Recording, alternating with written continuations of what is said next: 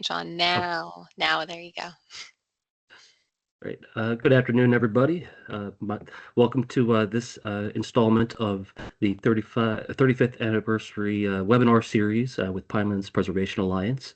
I am Sean Kane Holland. I'm the Access Nature Disability Advocate, and going to be talking to you today about the Access Nature, Nature Accessible for All initiative that we had launched here in New Jersey.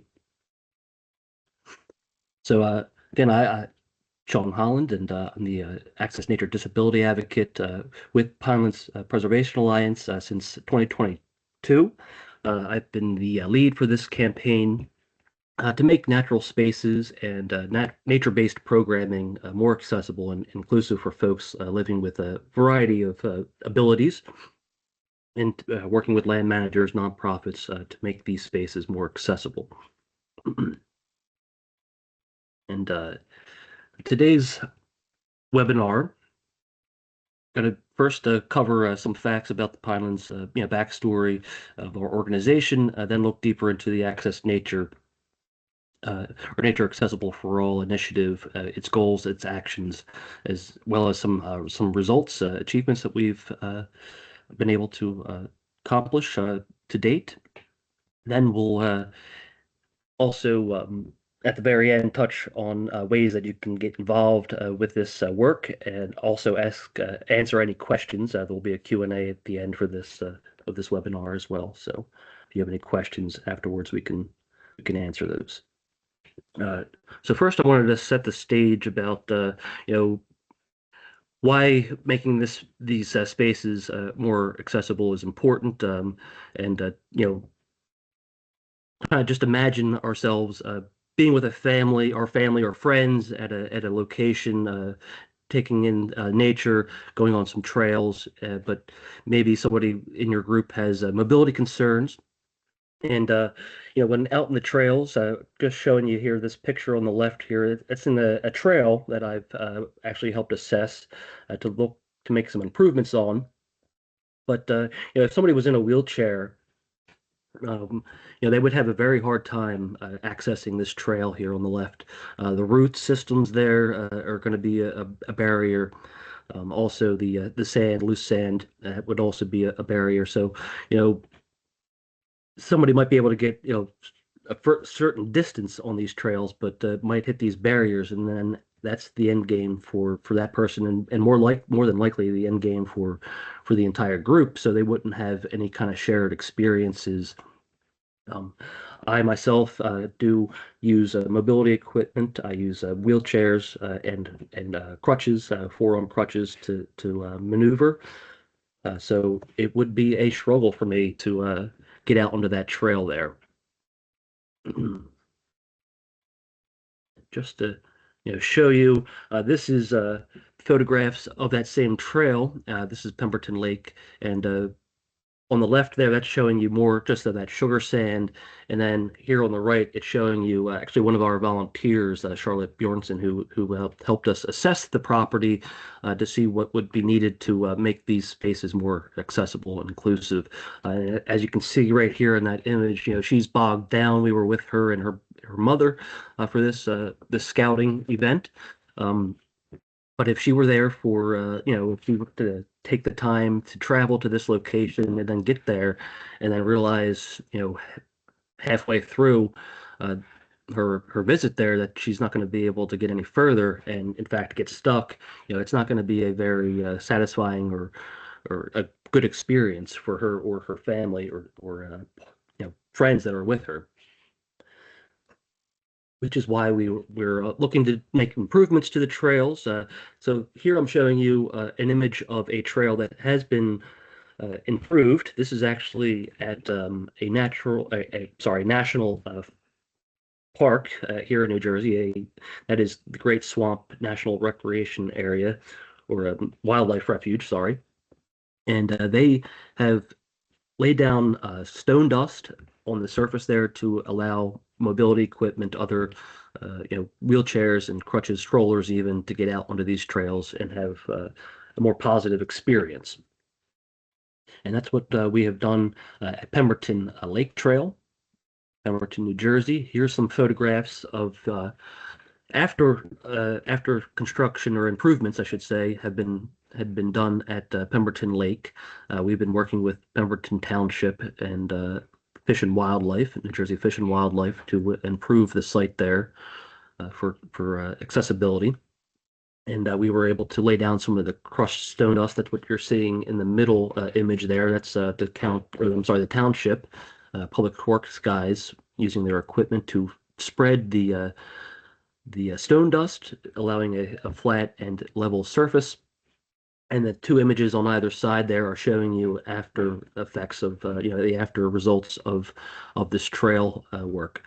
So again, that's a nice rolling surface. I've been out on these trails after we've done some improvement. We also did some work at BTB, and I was really amazed at how easily I was able to access these trails with my wheelchair.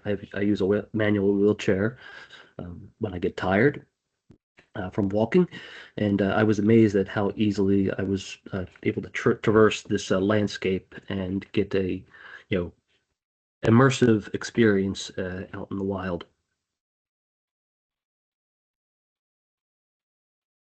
And so again, just touching on why we do this work, and it's really because we've realized there is a lack of recreational opportunities out there for folks with varying abilities, their friends and companions, their friends and caregivers. So providing equal opportunities for everybody to go outside and recreate and enjoy the wild. Also, just a lack of available information.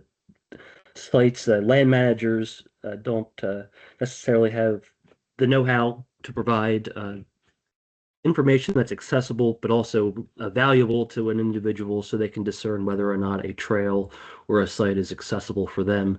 So just providing more insight as to what the site prop or site features might be is also really key in why we do this work. And then also, of course, spending time in nature, we realize that there is health benefits to this. It's helps with the mind, body, and spirit, rejuvenating, able to get outside and again get exercise, get fresh air, and also have shared experiences with family, friends, and the community at large.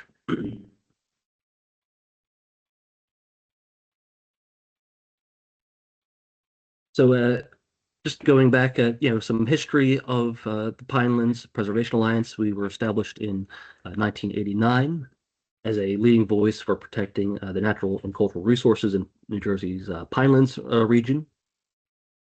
And it is for this reason that we were established, as a watchdog, really for the Pinelands Commission to lead as a leading voice to protect these natural and cultural resources.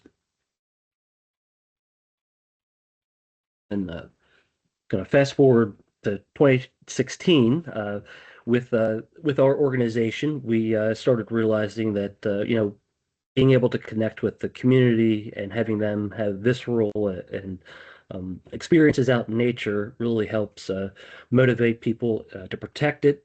So we founded the Pineland Adventures, which is our outdoor education and livery service. They do land-based and water-based programs.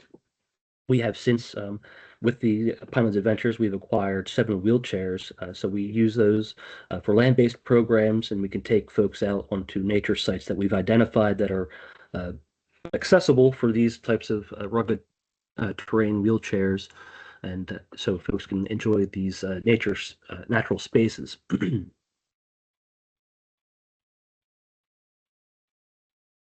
this is all really driven by the fact that the Pinelands, within the Pinelands region, there's over 22 million people that live within an hour's drive of the Pinelands region. And today, over 400,000 people live inside the Pinelands boundaries.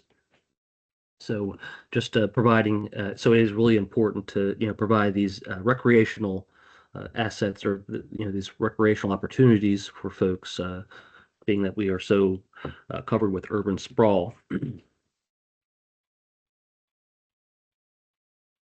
But so the whole reason why the Pinelands is for everyone was established. It was back in 2020 when we were at the height of COVID-19, the pandemic, and our then executive director, Carlton Montgomery, was brainstorming at a time when we were all stuck inside and realizing the need for being outdoors and having natural spaces more accessible, and that really kind of guided why we decided to advance this initiative, and we realized that spending time outdoors became the best way for people to spend time together while limiting the spread of disease. And people also quickly realized that again the benefits of natural spaces and other aspects of well-being.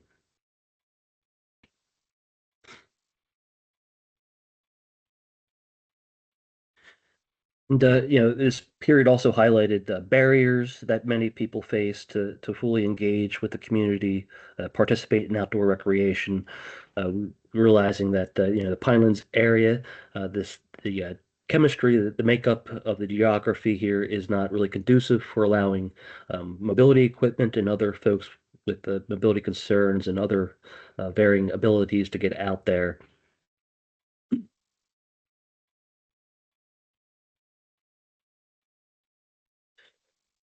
And because of this, we realized that within just Burlington County itself, there's little attention being paid to the needs of the family and the community members of recreational opportunities of all ages. And there's an estimated 15 or 12% of the population just in Burlington County, New Jersey, that have identified as living with a disability. Now, this does not cover everybody because not everyone will identify themselves as having a disability. This number will grow as the population gets older. We will all eventually acquire some sort of a disability, whether if we were born with one or not, we will acquire you know a disability of some sort in life. But, so with that, in 2021, the Pinelands is for Everyone had been launched. That was with funding through the Inclusive Healthy Communities program, which is managed by the New Jersey Department of Disability Services. And it is dedicated to furthering justice, equity, diversity, and inclusion in the community at large. So we were able to gain some funding with that to kickstart this initiative locally. We've also partnered with New Jersey Conservation Foundation to assess some of their properties and make improvements to their sites for accessible trails and recreation. And kind of when I took over this initiative, we had kind of launched it, the local one, that is, the local initiative, which was Pinelands is for Everyone, kind of transitioned into Access Nature. And so we have been offering inclusive programs here in the Pinelands region, but also offering forums, webinar series with individuals from the community, but also land management side of things to talk about resources that are available for accessibility, as well as developing inclusive programs. And and then with that, beginning of 2024, we actually received more funding from Robert Wood Johnson Foundation, which then gave us the opportunity to really launch this statewide. This is now we're acting as a facilitator in this for the statewide campaign, working with several nonprofits and other state entities and organizations to make trails and again programming more accessible.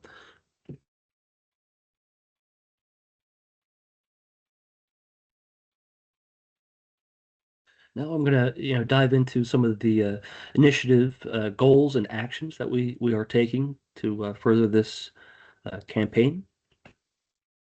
And really, the key aspect of this initiative is empowerment of the disability community, self-determination. We want to hear voices from the disabled disability community to drive the design and implementation of strategies and goals of this campaign. Also, really important is inclusion with that self-determination. It's really the key concept that a right to nature and outdoor recreation includes access that does not separate people with disabilities from others, and also, self-managed efforts must include both organized and inclusive experiences for people with disabilities, as well as opportunities that allow for individuals to access these resources.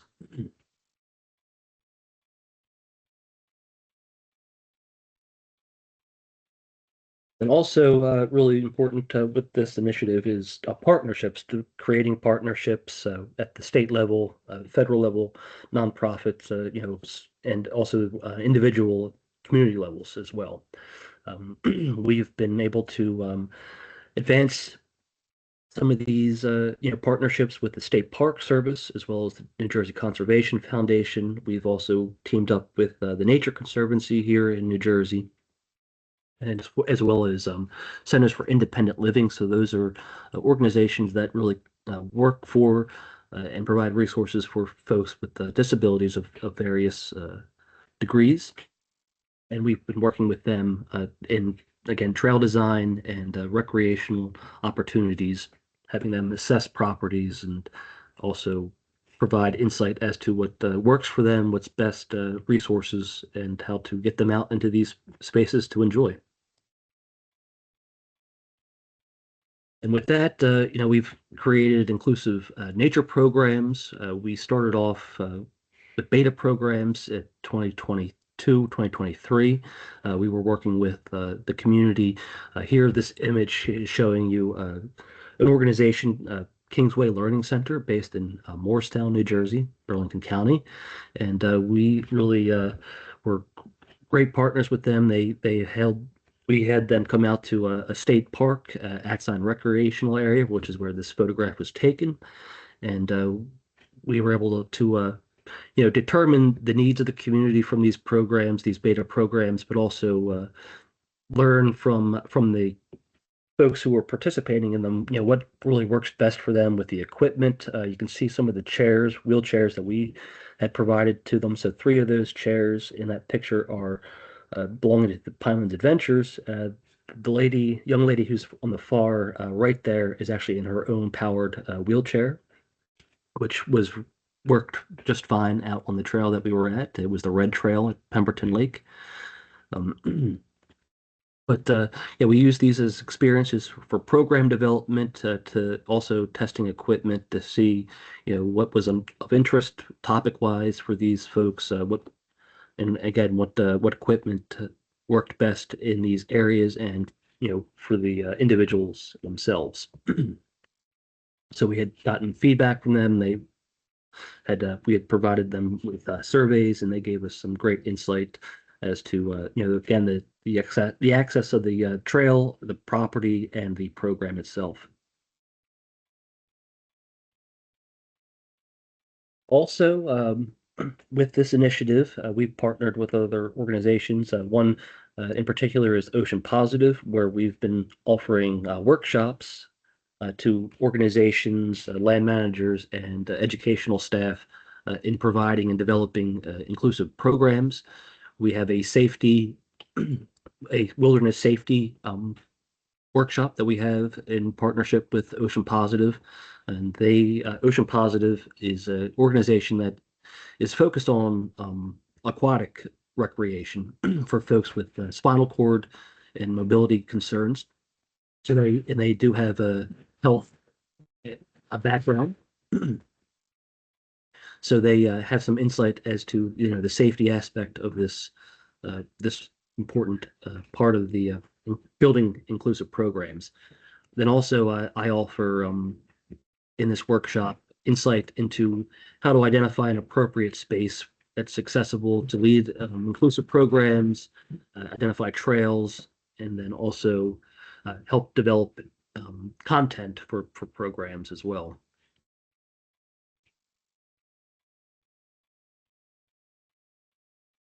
Also, with this initiative, and really important, is identifying natural spaces in New Jersey that are accessible. With that, we had launched a website. Actually, just this year, we launched a newer website that houses this map. But initially, we launched this map accessnaturenj.org. And on this map, there is a survey that folks can fill out if they go out in adventure at recreational areas so they can provide us input as to what is accessible, or if we're not aware of a site, they can also submit a new site for promotion on this website. And the map has pinpoints, and each pinpoint will you can tap onto, and that will really bring you to more information about the accessibility of the trail, the features of the site, whether there's bathrooms available, ADA parking spaces, how really detailed information about the trail, how wide they are, how long of a trail it might be, and other accessibility features on the trail or on the site. Make your site is in entirety. Also, with this initiative, we have the Access Nature Forum. These are online through Zoom meetings, and so we meet virtually monthly, or as often as there are presentations, topics to discuss. We have one coming up in September, or I'm sorry, in October, which is from a organization that had received a stipend from us. And then we also have a few more lined up for the remainder of the year, but they can all be accessed on our website, accessnaturenj.org. And the forums were really created to bring together a diverse selection of like-minded individuals to talk about barriers that they face, whether so it's the community that we're trying to work with, having them talk about the barriers that they face, whether there be physical barriers on the trail or on the sites, but also regulatory barriers that land management might face when trying to improve spaces for accessibility.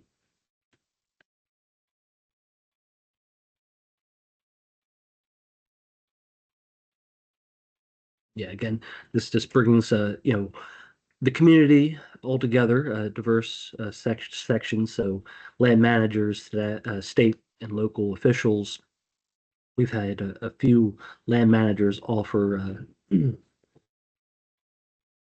webinars on what they've projects that they have completed at their site, but also had had individuals who are knowledgeable in website accessibility, and also just best practices for engaging the community. We've had discussions on, language types, how to communicate with the community to engage them, get them involved in the work that we do, also programming.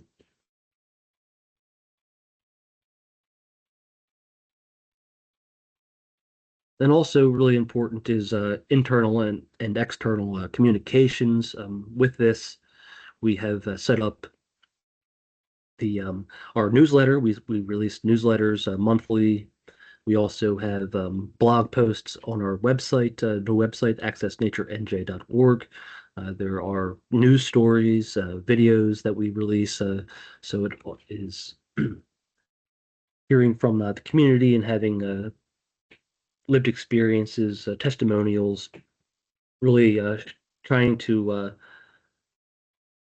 get the community and the public to understand that outdoor spaces are there for everybody to recreate, whether or not they know, whether they have full mobility or not.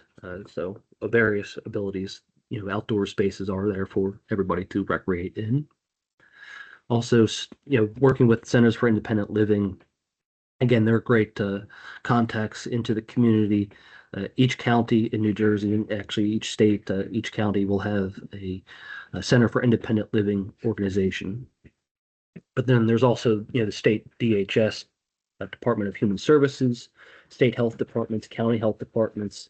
So really communicating with all of them and tapping into their networks to communicate with folks, the resources that we have and programs that we offer so we can get more people outside and enjoy nature. And as I discussed earlier, we had launched this statewide just the beginning of 2024, and we're now closing in on our second year of this statewide initiative.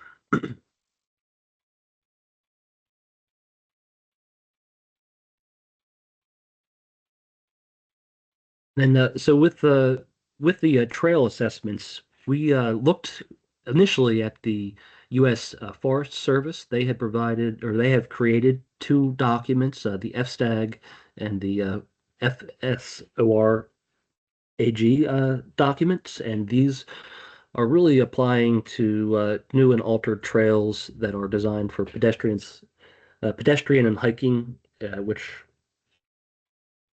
you know, uh, they want to maximize the accessibility while not changing the character and or experience of the trail setting. And so we used both of these documents really to guide us into what would be needed to make trails and nature sites more accessible. And from that, we developed our own survey, which again is on our Access Nature NJ map for folks to fill out about sites that are accessible.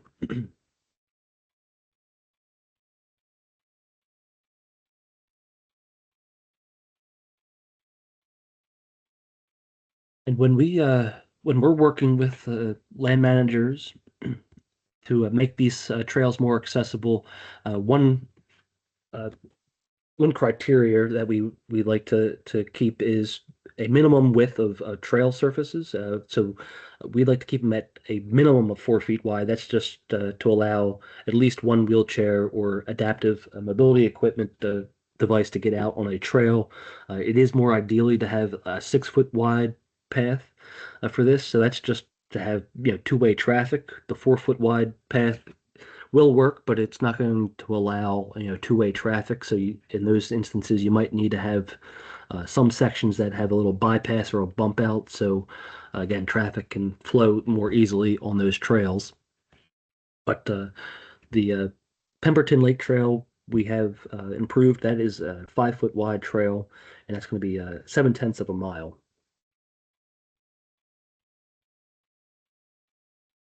The other areas that we look at for the trail is the trail surface, which is really important for accessibility purposes. Um, s- some natural surfacing trails aren't as easy to traverse, being that there's root systems, tree stumps, rocks, or other different undulating surfaces. So we recommend using crushed stone dust, ADA, I'm sorry, DGA, which is dense grade aggregate, and it comes in different crust or different uh, makeups. So we look to use a 3/8 inch or smaller for these stone dust trails, which again provide a smooth surface and don't have any kind of physical barrier obstructions that would prevent a wheelchair or other mobility equipment out onto the trails. Also, boardwalks are a good source for an accessible trail surface that can cause issues with land managers with price, but also construction, getting permitting for that, as well as contractors to get out there and actually do the work. And of course, paved and asphalt is also really, there's no doubt that that is the easiest material for accessible pathways, but we try to limit that or try to limit recommending using that because we really do want to have that more natural aesthetic for these trails. We want to have folks really think, have a thought of them being out in nature and not really in a concrete jungle. So we do look to use the crushed stone dust or even uh, developing the trail with natural surfacing or natural soils and compacting them to make a more accessible trail.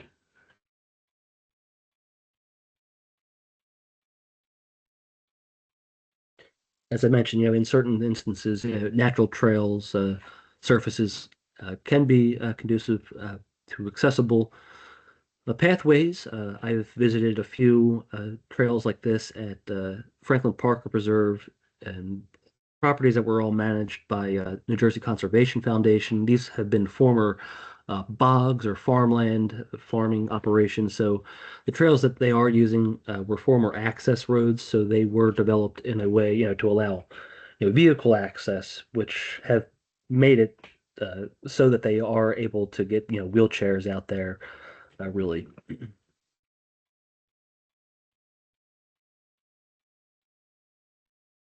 Other features that we look to identify for accessible trails is trying to keep these is slopes, rises on the trail. We try to keep them under 10% just to because that's really what the ADA has identified as being an accessible slope for wheelchair and other mobility equipment. So we do try to keep trails under 10% slope gain. And here in southern New Jersey, that's easier than other sections of New Jersey. Up north, you do have to contend with undulating surfaces more so than we do down south here. So I haven't really come into contact with too many trails down south here that have had slopes more than 10%. Not to say that there aren't, there are certainly are, but not as many as you would get in central or northern New Jersey. Also, with slopes, there's cross slope. So cross slope is going to be on the trail from like left to right from either edge of the trail, incline, decline, and this is really important to have this reduced to less than 5%, especially for folks who are using wheelchairs or other mobility equipment, because if the slope is more than 5%, they could uh, have leaning or actually falling out of the chair if the surface isn't is more than that 5%. Also, folks who have visual concerns, that is going to be a problem for them as well. So if they can't understand their equilibrium is off and they can't see the differences in the surface, they might lose their balance and also could get hurt on the trail, and that would not be a great experience either.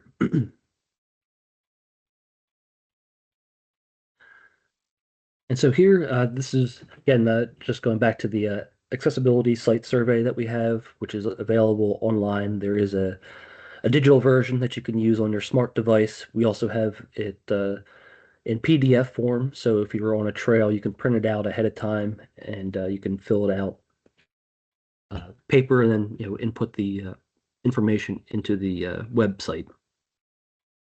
But this really allows individuals to have a voice. This survey here, and that's really important to us to hear from the community, what works for them, what doesn't work for them, where their sites are accessible and where there aren't, sites.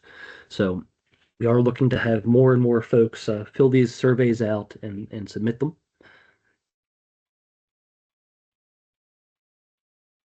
So here in this portion, I'm going to show you some examples of some work that we have done here in South Jersey. And first, we're going to look at a site, a state park, really. This was at the BTB, Brenda T. Burns State Forest, where we held three volunteer events to improve the trail. This is the Cranberry Trail at BTB. This is a 3 mile long trail that leads from Packham Pond to the site's visitor center.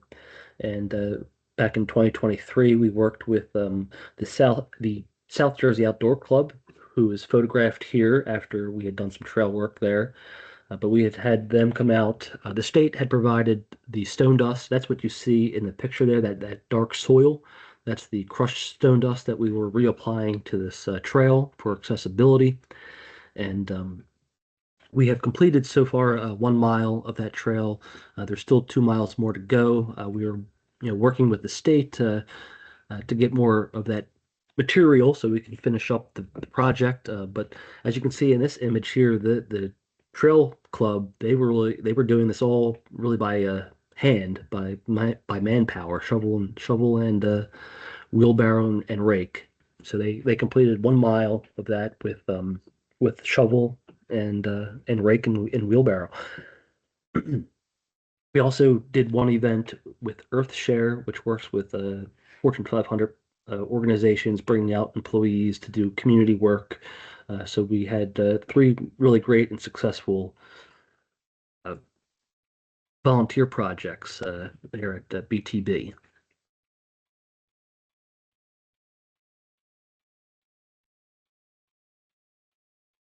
Next, going to look at inclusive programming. We've held several inclusive programs since our beta programs at Sign Rec area with Kingsway Learning Center. This image right here is actually showing you a birding program that we held at Franklin Parker Preserve. Again, the individuals you see in the wheelchairs there are Pinelands Adventures or Pinelands Alliance's wheelchairs.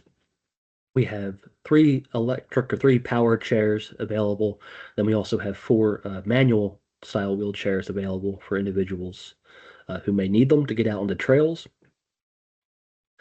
And with these inclusive programs, we identified the locations that were conducive for the equipment and for access that we have and the audience that we're targeting. We've also identified appropriate programs. We're leading some inclusive programs here at our farmstead in October, which are going to be focused on bird calls, bird songs, and those are really geared for individuals with visual concerns, blind or low vision. And will be a PowerPoint presentation that we will listen to and kind of discuss, what to listen for to identify birds that are native or traveling through Burlington County. But here, this was just a birding 101 program that we held at Franklin Parker Preserve, and we were able to get some families out. We had some great feedback from this initial program. We have a volunteer, Claire Campbell, who's an avid birder, and she's been really the one leading the discussions and providing the information. We just have the sign-ups, we manage it, and we bring the wheelchairs or equipment to the site for the folks who register for these programs.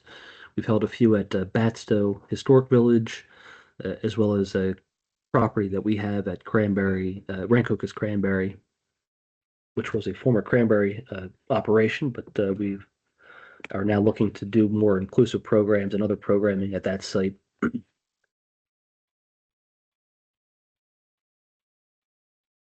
And then here, this is really the project that it's our baby. This was the Pemberton Lake Trail.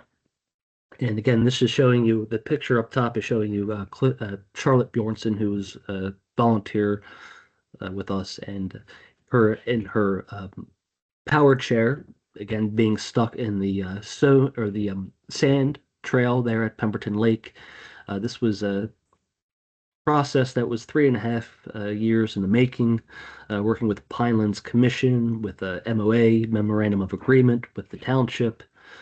So it really, the discussion started in 2022, and then the first formal submission was June 2022, and we submitted it in February 2023 when I took over the lead, and it was actually signed into agreement, the MOA, in February 2024. But we had to apply for permits. There's wetland sections in this trail that we had to, get permitting for. So we actually overcame that by offering to construct boardwalk systems for those small sections of wetland that will, reduce human contact with those vital ecosystems. But we've improved, 7/10 of a mile a trail there at Pemberton Lake, using that stone dust, leveling the trail surfaces. There were some berms that we had to bring to grade so wheelchairs and other mobility equipment can get up and through the surfaces of the trail. There's some ADA parking spaces that the township will be adding at one of the trailheads. There's also already ADA parking at the Magnolia, or I'm sorry, yeah, the Magnolia Road access point for that trail. But yeah, we had collaborated with the township, New Jersey Fish and Wildlife for this property, and also some advocates from the community and the Outdoors Club as well.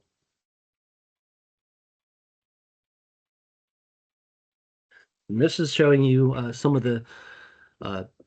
some images from the site before the trail work had been started and completed. So here again, it's just showing you on the left there an image of sugar sand, and there is actually some off-roading activity that was happening on this site, which was another reason why we were looking to improve the trail, add some gate systems there to prevent illegal or unwanted activities like off-roading and partying, and to make it a more family safe space and a more positive experience for everybody. And again, the image in the middle there is Charlotte being bogged down in that sand and trail surface there. And the picture on the right there, which is covered up a little bit, but that's showing you a really steep berm that we had to work with the township on to improve that to get it to less than 5% grade, so access can be there available for wheelchairs and people with mobility concerns.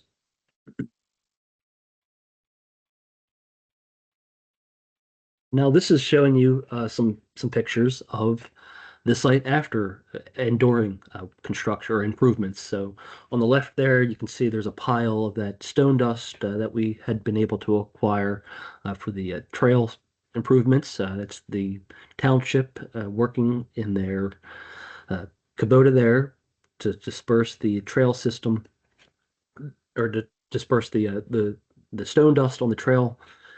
This middle photograph is showing you prep done to the trail previous to them laying down the surface. They also were laying down a geotextile, which is a permeable fabric that prevents vegetation from growing up in the middle of the trail and just keeps the stone material kind of in place and will also allow um, you know rain and water to trickle into the surface rather than run off. And then the photograph on the right there is showing you completion of a section of the trail with that stone dust. So that's that grayish blue soil that you see there. We laid it down about an inch or two of that on the trail surface. And again, when I was out there in my wheelchair, I was just surprised and amazed at how easy I was able to traverse that landscape.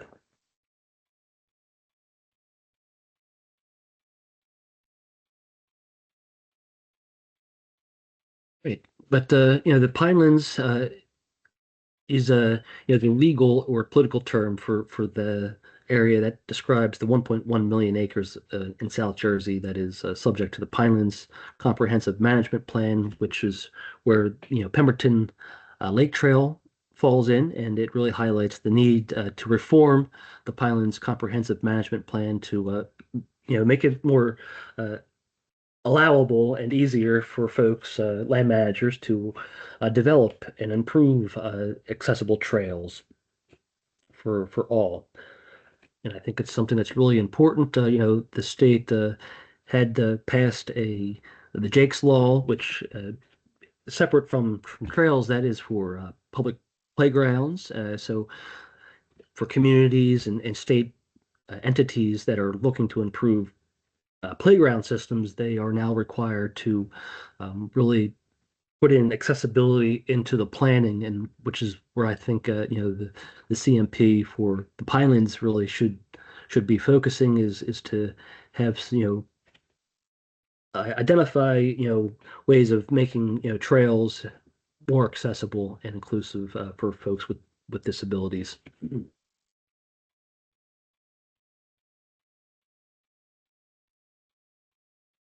And yeah, as I mentioned, it did take us 2 years plus with the Highlands Commission going through their 13th step memorandum of agreement to get this trail completed and underway. So we are looking to actually, we're going to be having a ribbon cutting for this trail in October. So we will have it open to the public by the end of this, by the end of the season. So there will be some time for folks to enjoy the trail this season before, spring hits in 2026.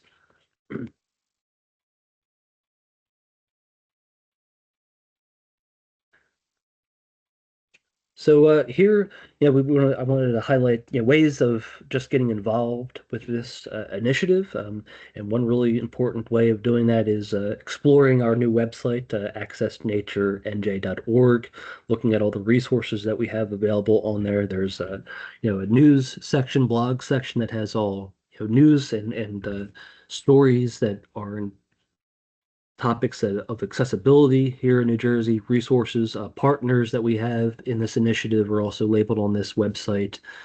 Um, so you can learn what the kind of resources they have available and they provide to make accessible spaces and inclusive programming.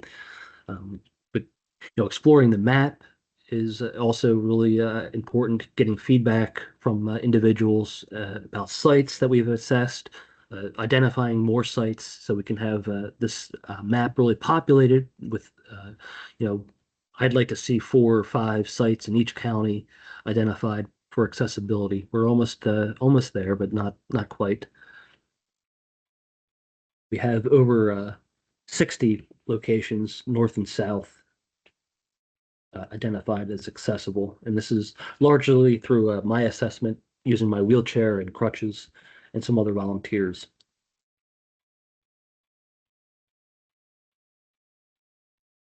But yeah, so we'd really like to, have folks use this survey and the map to identify spaces and help us locate more. And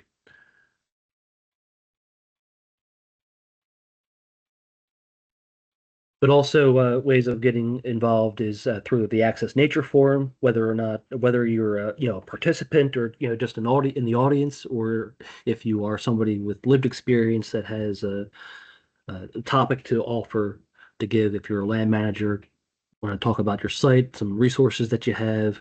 Um, have also, again, we've had individuals from organizations working with web accessibility, trail accessibility. We had the New York, New Jersey Trail Conference offer a talk on identifying construction features for trails for accessibility. And so we're looking to expand upon these forums and hold them as regularly as we can. And then also with this initiative, when we went statewide, we have started a steering committee, which really guides the goals and initiatives and outcomes that we would like to achieve here with this initiative. And we have 4 working groups with that. These are open to the public and organizations who are interested in participating. They're all held on Zoom virtually and meet monthly. But we have working groups in regulatory reform, communications and outreach, inclusive programming development, as well as site assessments.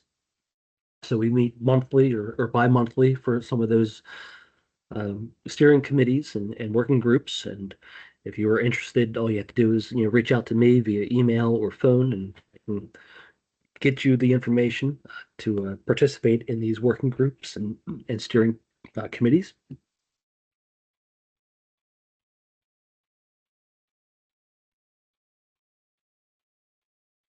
So that actually brings me to the end of my presentation, and I do want to inform everybody that our next webinar is October 29th, and that will be on Rancocas Creek Farm, which is our 72-acre farm, which is a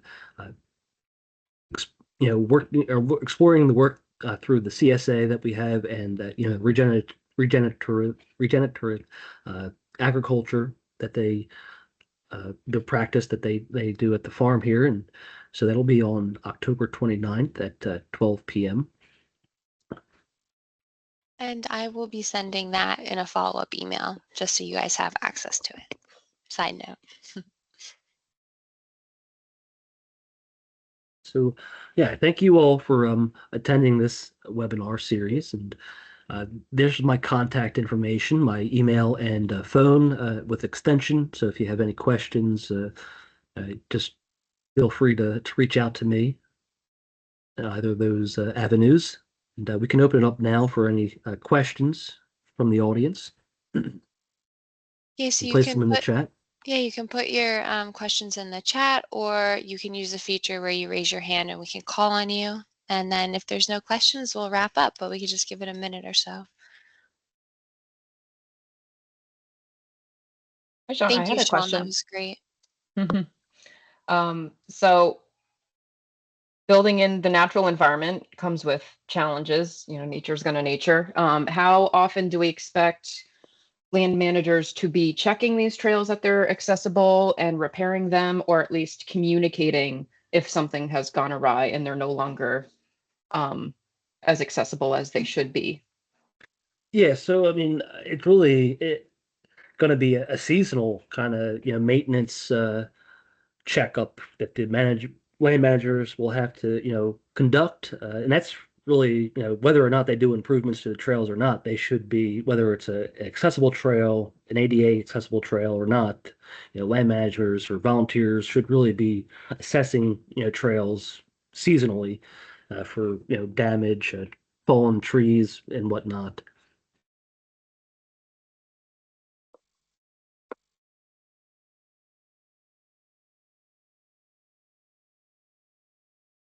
Thank you, Sean. And then I think one person is typing, so we'll just give it a minute. So Steven said, do you typically put a sub base of more coarse material under the stone dust or just the landscape cloth?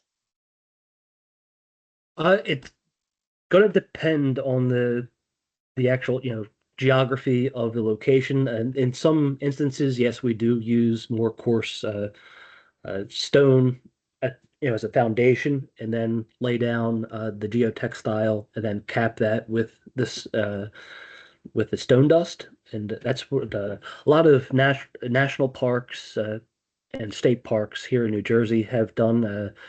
Just thinking about Batsto Historic Village, they have a red and blue, or I'm sorry, a red trail there. The red and blue trails at Atzine, but both of those trails are ADA accessible, and that's how they constructed them. They're 20 years old, those trails, but that's how they established them was by laying down a coarser material, then putting in a geotextile and capping it with the stone dust. Even BTB, the Cranberry Trail, was constructed that way, and a lot of the county parks here in New Jersey are constructing them that way. And not to mention national parks like the Great Swamp National Wildlife Refuge up in Basking Ridge, which has about 3 miles of accessible trails, boardwalk, and that stone dust combination. Sean, I had another question. Have you Yeah. ever seen, like, what kind of pushback, if any, do you receive when you're trying to put on these initiatives? So, like, I recall being at a meeting for an accessible trail, and people just didn't want to have more visitors to a park. They didn't want us to have more traffic. I was wondering if there's any other kind of pushback.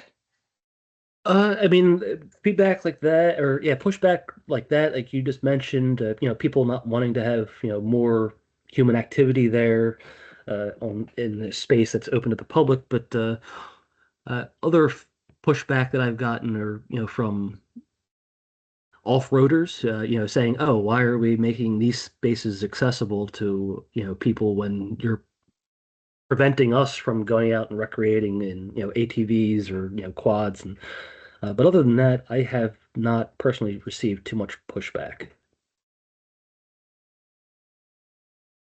And we just have one more person typing, so we'll give that another minute too.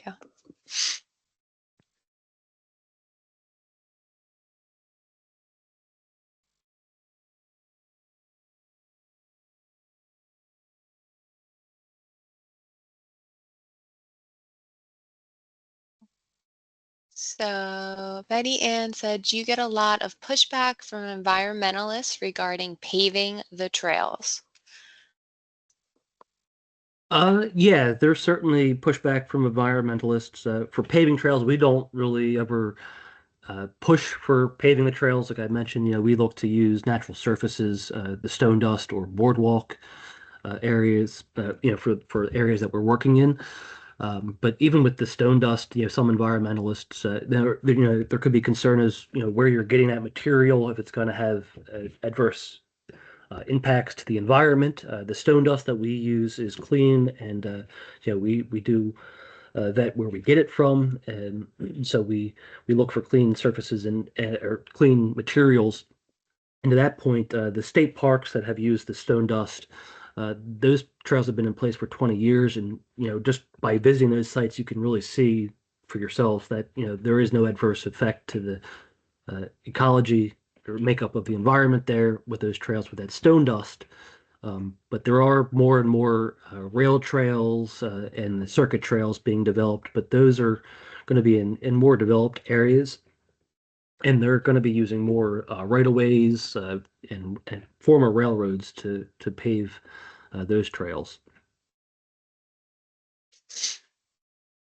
Thank you, Sean. And if anyone else has any more questions, just let us know.